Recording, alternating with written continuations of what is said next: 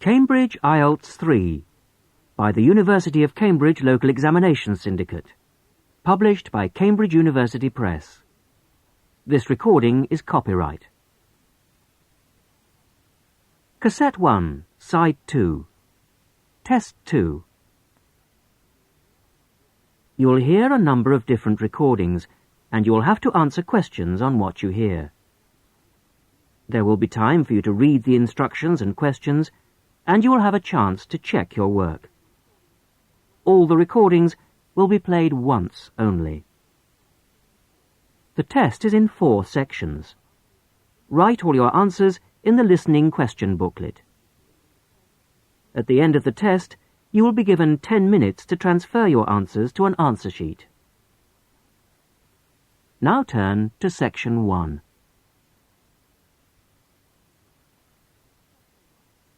Section 1. You will hear a conversation between the receptionist of a language school and a student who has just arrived for the first morning of his English course. First, you have some time to look at questions 1 to 5.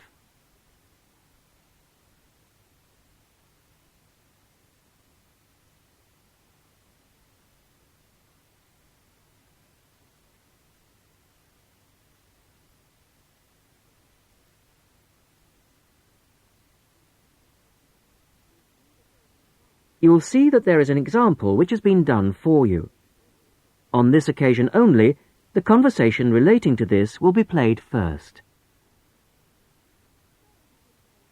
Sorry to keep you waiting. Well, firstly, let me give you this booklet. It tells you a bit more about the school, the courses, and the social activities we offer. Now, on the first page, there's an outline of this morning's activities. There, you see. The programme starts at 10 o'clock.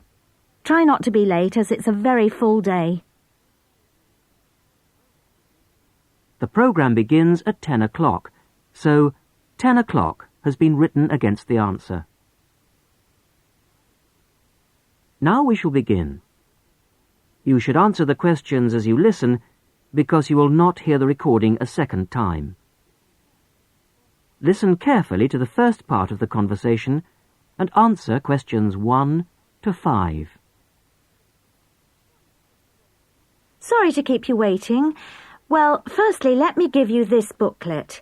It tells you a bit more about the school, the courses, and the social activities we offer. Now, on the first page, there's an outline of this morning's activities. There, you see. The programme starts at 10 o'clock. Try not to be late, as it's a very full day. At 10 o'clock, all the new students will gather in the main hall to meet the principal and the rest of the staff. In fact, you spend most of the morning in the main hall. Where's that? I'll show you in a minute. Just let me quickly run through this morning's events first, and then I'll explain how to get there. Yes, okay. Right, where were we? Yes, so the principal's talk will last about 15 minutes, and then the Director of Studies will talk to you for half an hour about the courses and the different requirements for each. After that, the Student Advisor will tell you about the various services and activities we offer to students. Any questions? So, all of this is in the main hall? That's right. And then you'll go next door to classroom 5 at 11 o'clock. What happens there? You'll have a test. Test? I don't like the sound of that. What sort of test? Oh, it's nothing to worry about. It's just a placement test to help us find your level of English so that we can put you in the right class. It won't last long. You now have some time to read questions 6 to 10.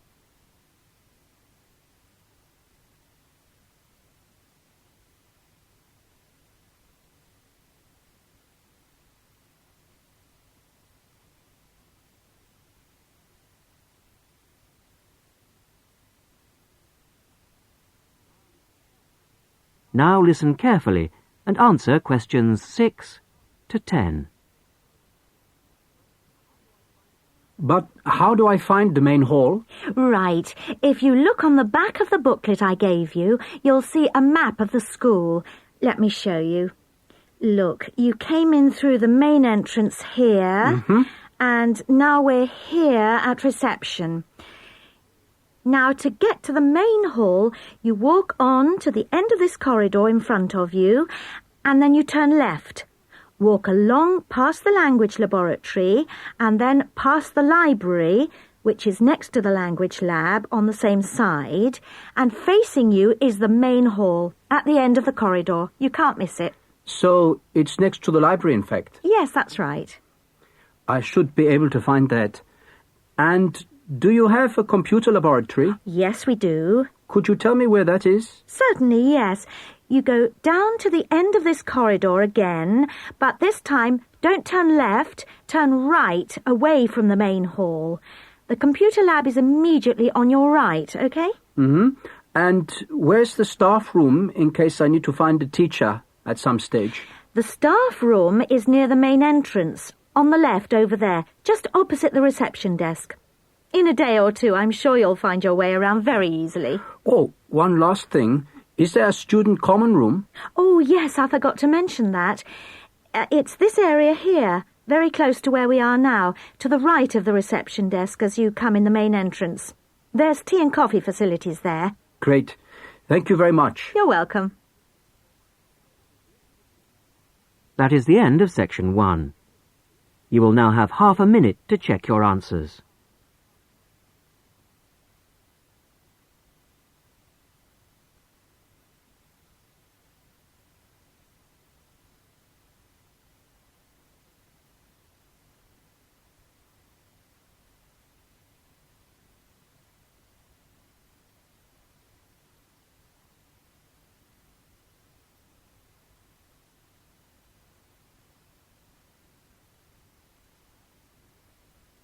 Now turn to section 2.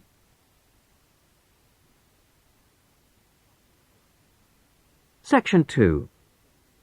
You will hear a talk given to new students about a university advisory service. First, you have some time to look at questions 11 to 15.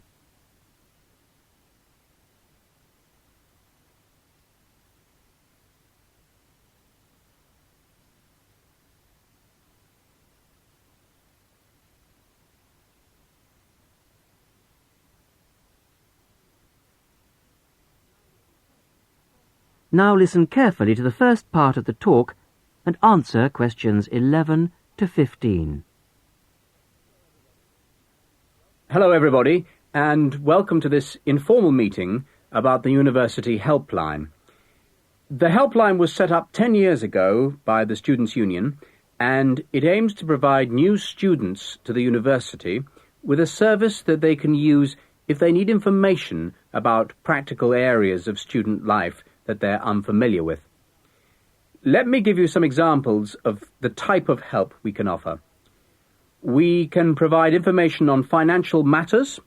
For example, you may feel that your grant is insufficient to see you through college life, or you may have some queries regarding the fees you're paying if you're an overseas student.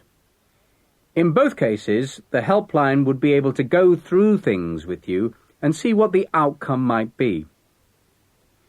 Another area we can help with is what we generally term the domestic area, things such as childcare and the availability of nursery provision, for example, come under this. Then there's academic issues that may arise while you're in the early stages of your course that you may not know what to do about. You may wish to know more about essay deadlines, for example, or how to use the library. There are all kinds of questions you will find yourself asking and not knowing where to get quick answers from. The helpline would be able to provide these. The last example I've given here is simply termed social. And yes, there is a lot of social life here, but you may have a particular interest you wish to pursue, or you may wish to participate in outings or trips if you don't know many people at the moment. Before you hear the rest of the talk, you have some time to look at questions 16 to 20.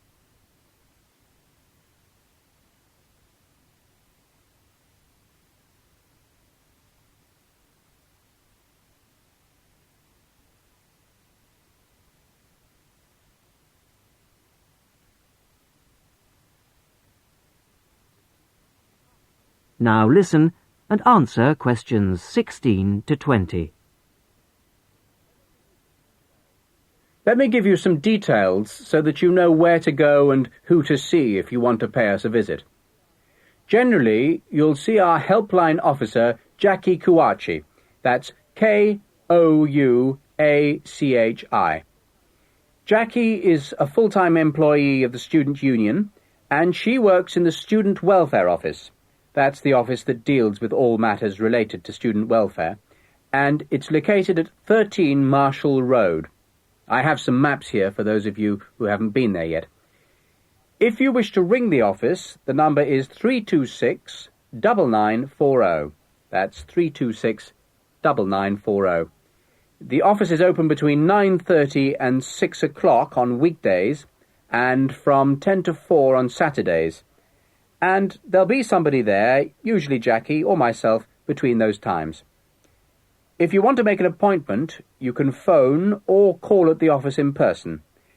Please note that it may not be possible for anyone to see you straight away, particularly if it's a busy time, lunchtime for example, and you may have to go on the waiting list and then come back later. Well, enough from me. Any questions? That is the end of section 2. You will now have half a minute to check your answers.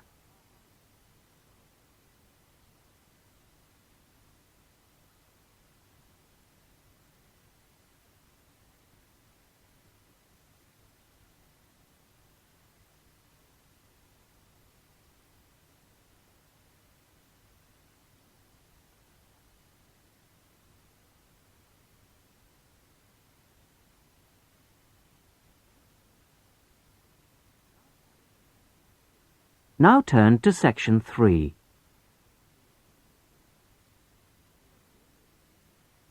Section 3. You will hear the beginning of a tutorial on a business studies course. The tutor is discussing job interviews with two students, Muriel and Dave. First, look at questions 21 to 24.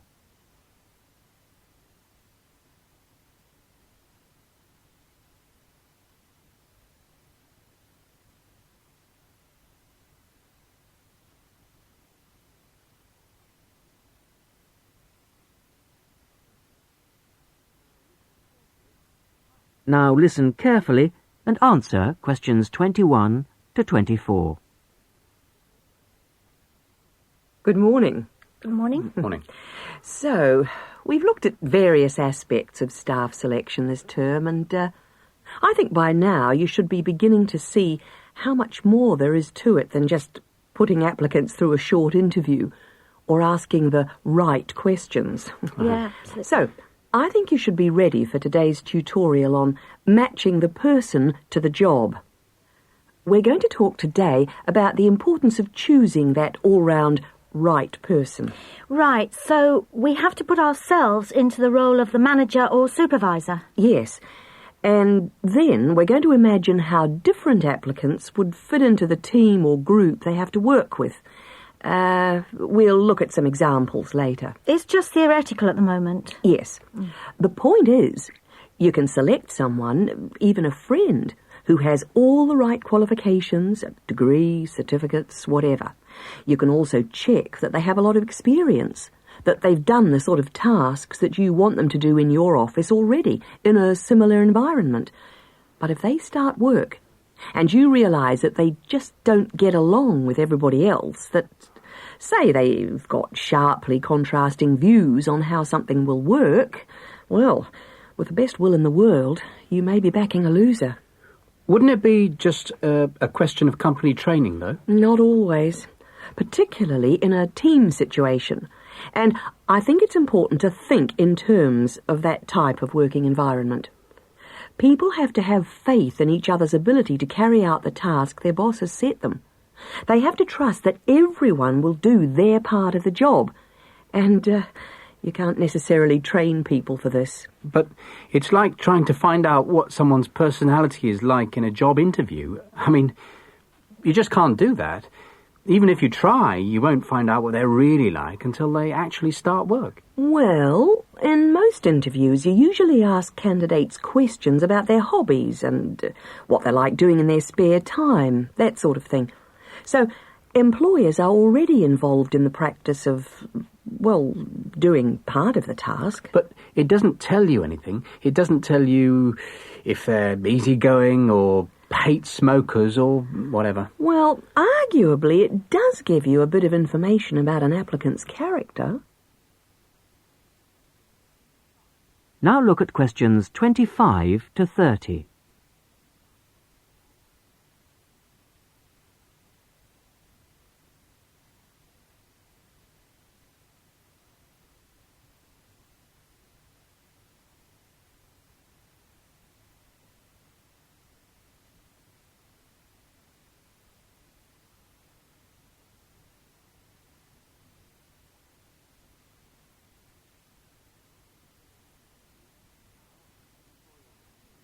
Now, as the tutorial continues, listen and answer questions 25 to 30. Well, arguably, it does give you a bit of information about an applicant's character, but also, more and more employers around the world are making use of what are called personality questionnaires to help them select new staff. And What's it called? A personality questionnaire. They have to be filled out by the candidates sometime during the selection procedure, often just before an interview. The idea is actually quite old. Apparently they were used by the ancient Chinese for picking out clerks and civil servants, and then later they were used by the military to put people in appropriate areas of work. They've gained a lot of ground since then, and there are about 80,000 different tests available now, and almost 2/3 of the large employers use them. Which makes you think that there must be something in them. That's right. They ask the sort of questions that you might expect, like, do you like working under pressure, or are you good at keeping deadlines? And what if people can see through them and just write what they think the employer wants to see? Well, that's always a possibility. I mean, it's human nature to lie, isn't it? Well, that's the point. Apparently it isn't. These tests are compiled by experts, and they believe that the answers can provide a few simple indicators as to roughly the type of person that you are, that people will generally be truthful in that situation. And then you can go some way towards finding out whether someone's, say, forward-looking, a go-ahead type of person, or resistant to change. Yes, and there are all kinds of other methods which can be... That is the end of section 3. You will now have half a minute to check your answers.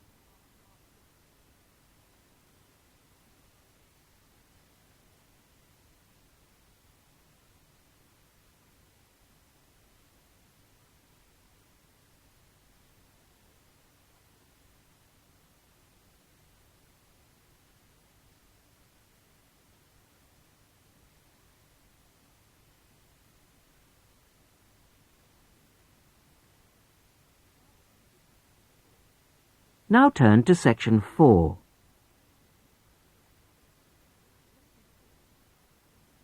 Section 4.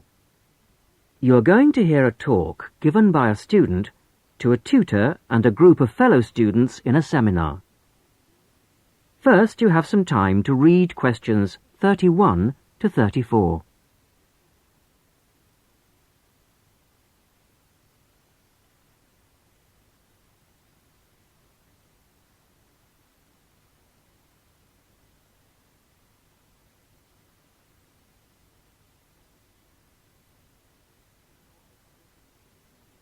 Now, as you listen to the beginning of the talk, answer questions 31 to 34.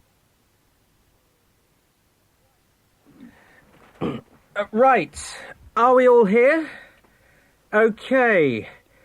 As you know, today Vivian is going to do a presentation on the hat-making project she did with her class during her last teaching practice. So, over to you, Vivian.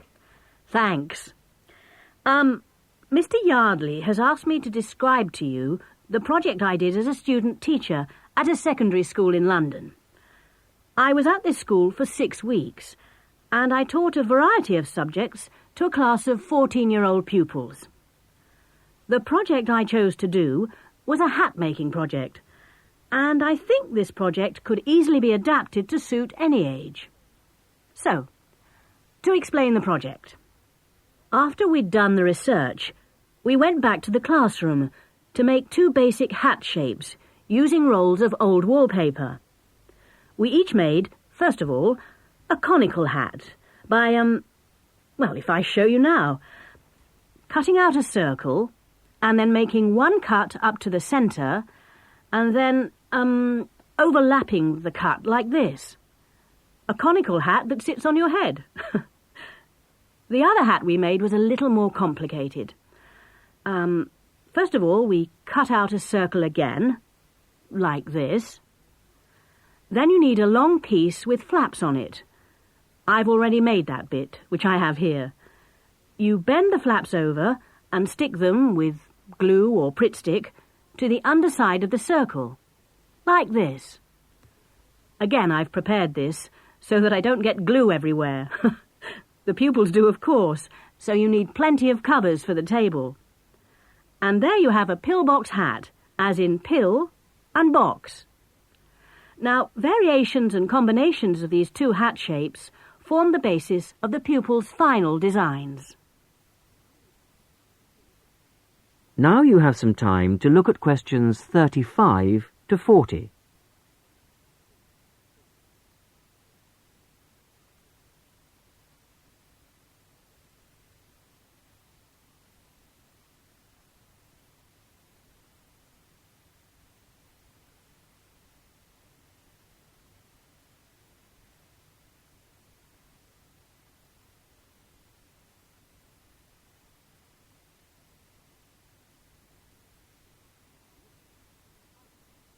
Now listen and answer questions 35 to 40. The next stage of the project was the design phase, and this involved, first of all, using their pages of research to draw a design of their hat on paper. That's the easy part. They then had to translate their 2-dimensional design into a form to fit their head. I encouraged them to make a small-scale, 3-dimensional hat first, so that they could experiment with how to achieve the form they required. And I imposed certain constraints on them to keep things simple. For example, they had to use paper, not card. Paper is more pliable and easier to handle. They also had to limit their colours to white, grey, or brown shades of paper, which reflected the colours of the buildings they were using as a model for their hats. And they had to make sure their glue didn't show. Well, it was very enjoyable. And just to give you an idea of what they produced, I brought along 3 hats to show you. This one here is based on a circular stairway in an old building in London. It uses 3 pillbox hats, one on top of the other. This was designed by Teresa. Here's another one that has a simple strip going round the base of the hat, but has then gone on to add strips of paper that come out from the base and that meet at the top of the hat, rather like a crown, making a fairly tall hat. This was made by Muriel. And lastly, there's a combination of the pillbox or single strip around the base and then the conical hat shape on top to form a castle turret. This was made by Fabrice. And there are many more that I could have brought. Thank you, Vivian. That was most interesting. Now, what we can learn from this is that... That is the end of section 4. You will now have half a minute to check your answers.